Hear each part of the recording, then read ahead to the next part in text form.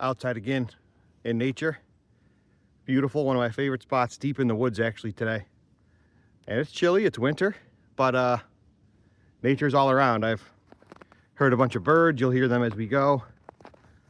Seen a lot of deer tracks, deer bedding, where they've rested at night, and lots of rubs in the ground, you know, that kind of stuff. So just following a trail here, and couldn't not share this beautiful landscape with you.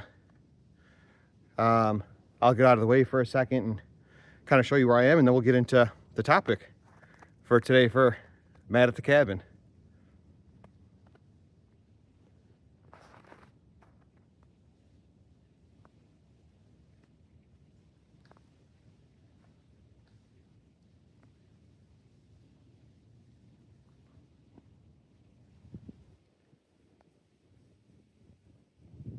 Yeah, it's gorgeous. So I got a little tree here. In a second you'll see it behind me. I got to just make my way over it and under it,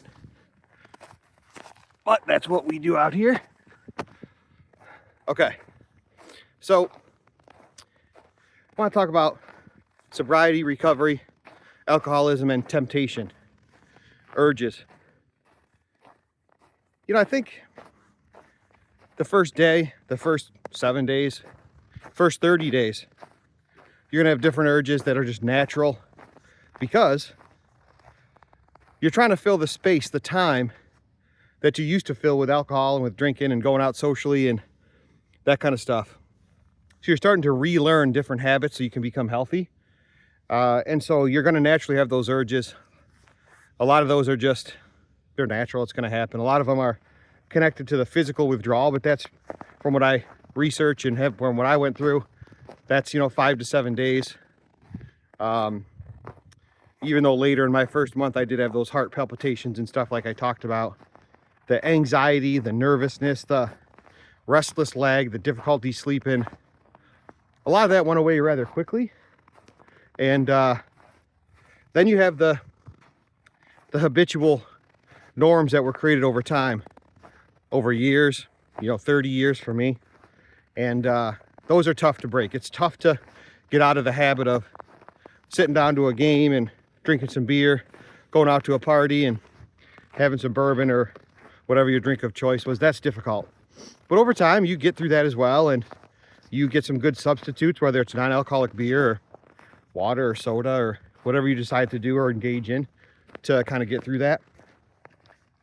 But sometimes when you're going through your stuff, your journey on recovery, those temptations and those urges can pop up where you least expect them. I've gone to some different parties and, knew that there was going to be quite a bit of drinking around me and was okay with that. I understood it. Didn't really impact me at all. I was able to have a good time, laugh with people, have fun with people. Didn't impact me in the slightest. I had a really enjoyable time. It was no big deal. Oh, leaf on the hat. But there's other times where I figured it wouldn't really bother me at all, and then before you know it, it snuck up, and I was dealing with some of those initial urges, those temptations, those feelings of, wanting to have a drink and things like that. So the example I'll give you is, I was actually at a function for a lot of younger kids. My kids went. They're having a great time, like, a lot of people. And they had a bar there for the adults. And it wasn't an open bar. You could pay, you could pay like to get beer or wine. Pretty much was what they had. And they had other stuff. They had soda, water, food, things like that. And the kids were having a great time. They were doing their thing. They were dancing. They were loving it.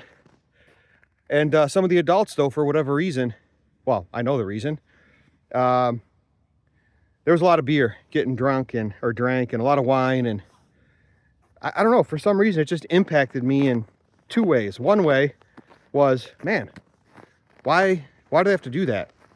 There were a couple people I saw, not that I was stalking people, but a couple people I saw that had multiple drinks, 3-4 beers in the hour or two that people were there, 3-4 glasses of wine, whatever. So my first thought was, why do they have to do that? What's the need for that? What's the urge for something like that? to relax, to get rid of stress. It's all those things that we talked about why people drink.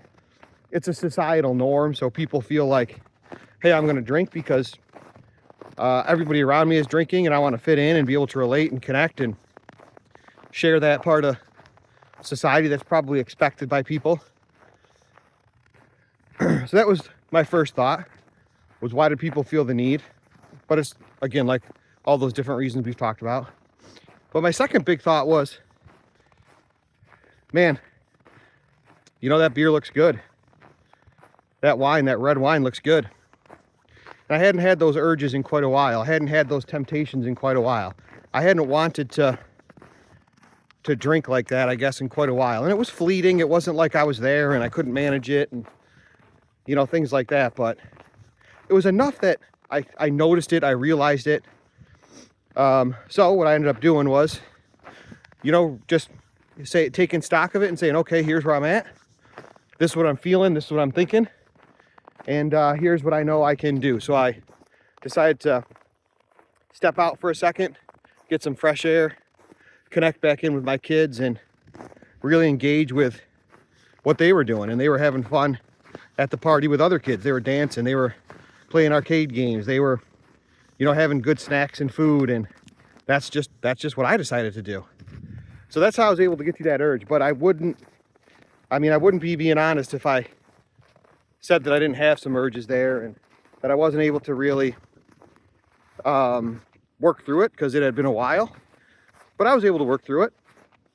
And so, you know, here I am almost 3 years into sobriety, and oftentimes I feel like I'm on the other side of it and things are great. And, you know, it's just a realization that there are still going to be challenging times. There's still going to be those moments where, you know, those urges are going to creep up and those temptations are going to creep up, and you just have to take stock and say, you know what, that ain't me anymore. That's the old person. I'm not going to engage in that anymore.